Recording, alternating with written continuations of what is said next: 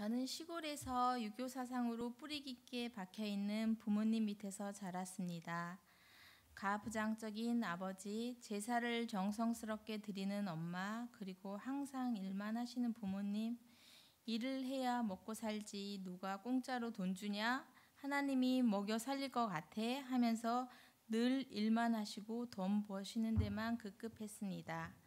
저도 그래서 당연히 열심히 일해서 돈만 벌면 되지 하고 생각하며 살았습니다. 그렇게 유년 시절을 보내고 그리고 23살쯤 제가 혼자 살고 있을 때 한 권사님이 전도를 해서 처음 교회를 가보았습니다. 겁도 많고 소심한 성격이었는데 왠지 하나님이 지켜주실 것 같더라고요.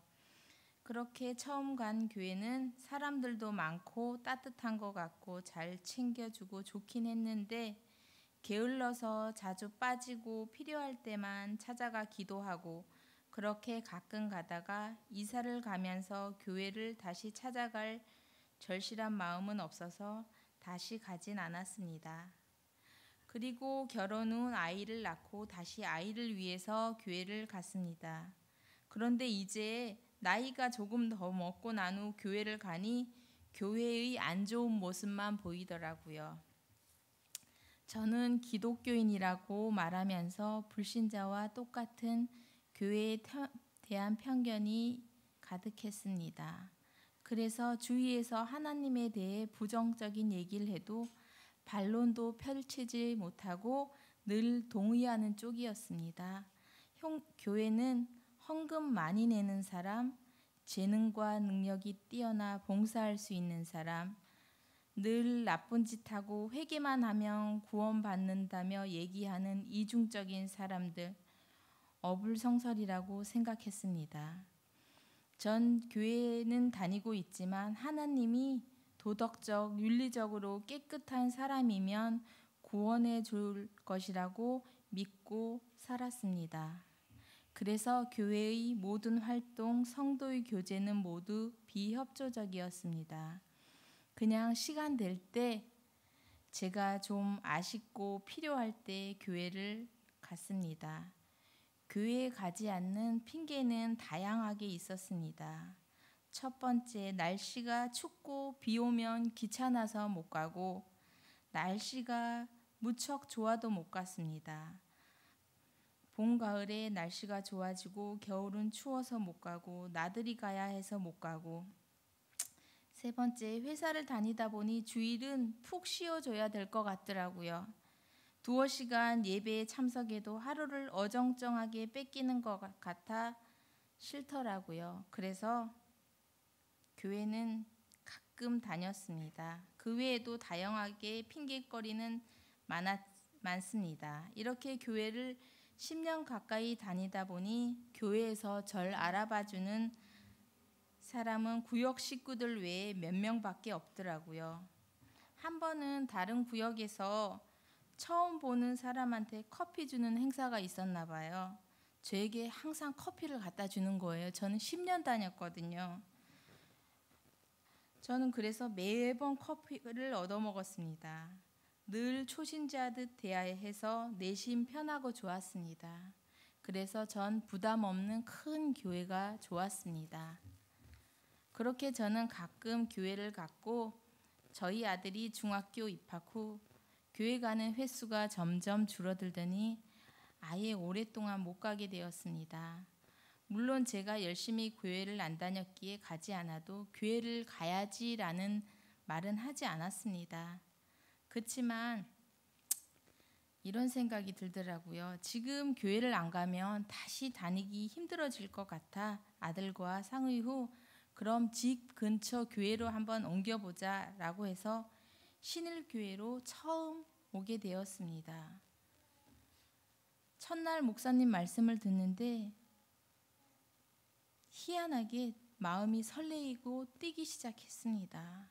제 마음엔 이런 마음이 느껴지더라고요. 제가 살아있는 이유, 제가 교회를 오게 된 이유, 앞으로 나아갈 비전까지 제시해 주는 걸 느꼈습니다. 그렇지만 한번으로는 제 생각일 수 있으니 한 번 더 들어봐야지 하고 일주일을 기다리는데 한 달같이 느껴졌습니다. 그렇게 그 다음 주 말씀을 듣는데 이번엔 말씀을 하시는데 로또 당첨이 된 것 같더라고요. 그게 환상으로 보여지는데 손에 로또는 모래처럼 사라지고 있는데 하나님의 말씀의 구원은 놓쳐지지 않고 제 손에 꼭 쥐어져 있더라고요. 정말 죽을 만큼 행복했고 평강이란 단어를 처음 제 몸으로 느꼈습니다. 제가 여행 가고 놀러 다니고 맛있는 음식을 먹을 때 행복에 비교가 안 될 만큼 행복했습니다. 그리고 그동안 제가 가지고 있던 불신의 마음이 한 번에 녹아내리기 시작했습니다. 헌금에 대한 부담감, 성도들의 갈등, 재능과 봉사는 하나님의 앞에서 아무것도 아니더라고요. 사람이 아니고 하나님이라는 걸 깨달았습니다. 제가 20년 동안 알고 지내던 동생이 언니는 20년 동안 교회 다니는데 왜 한 번도 한결같이 전도를 안 해? 하고 얘기한 적이 있어요. 그래서 이제 20년 만에 주위 사람들에게 전도를 한번 해봐야겠다라는 마음을 먹었다 다시 마음을 살짝 접었습니다. 왜냐하면 난 20년 걸려 목사님 말씀을 들으며 단번에 20년 걸려서 하나님 말씀을 들었는데 소개를 시켜주면 목사님 말씀을 들으면 한 번에 알아들을 것 같더라고요. 그래서 질투가 나기 시작했습니다. 전도를 하면 안 되겠구나. 그래서 잠시 망설이다가 아니야, 하나님이 원치 않은 길이니까 하고 바로 해결을 했습니다. 그런데 또 시간이 지나다 보니 차츰차츰 하나님을 처음 만났을 때의 그 감동이 사라지기 시작하는 느낌이 들더라고요. 그런데 제가 이제 그 이유를 알겠더라고요. 20년 동안 슬렁슬렁 교회 다니고 주일 말씀과 찬양에만 잠시 기뻐하고 눈물 흘리는 걸로는 안 된다는 걸 말이죠.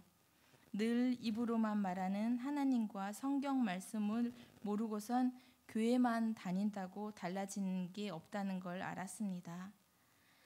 하나님을 모르고 성경을 모르면 모든 게 순간이고 언제나 우리는 죄인이라 항상 변할 수 있다는 걸 20년 동안 경험했으니까요. 그래서 확신반 성경 공부를 시작하게 되었습니다. 사실 공부하는 거 엄청 싫어했는데 하나님을 알고 싶어 처음 성경 공부를 하게 되었습니다. 기대되고 떨리고 행복한 시간이었습니다.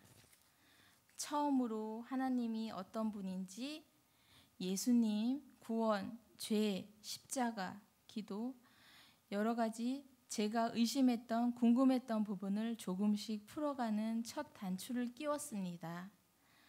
앞으로 이 단추가 더 단단히 채워지고 두 번째 단추도 끼워지는 하나님을 알아가고 믿음으로 기도로 말씀으로 나아가야겠다는 결단과 확신을 가지는 감사한 시간이었습니다. 이 시간을 허락해 주신 하나님께 먼저 감사의 영광을 올려드리고 또 말씀으로 지도해 주신 목사님께 감사드리며 함께 교제의 시간을 허락해 주신 확신반 식구들에게도 진심으로 감사드립니다.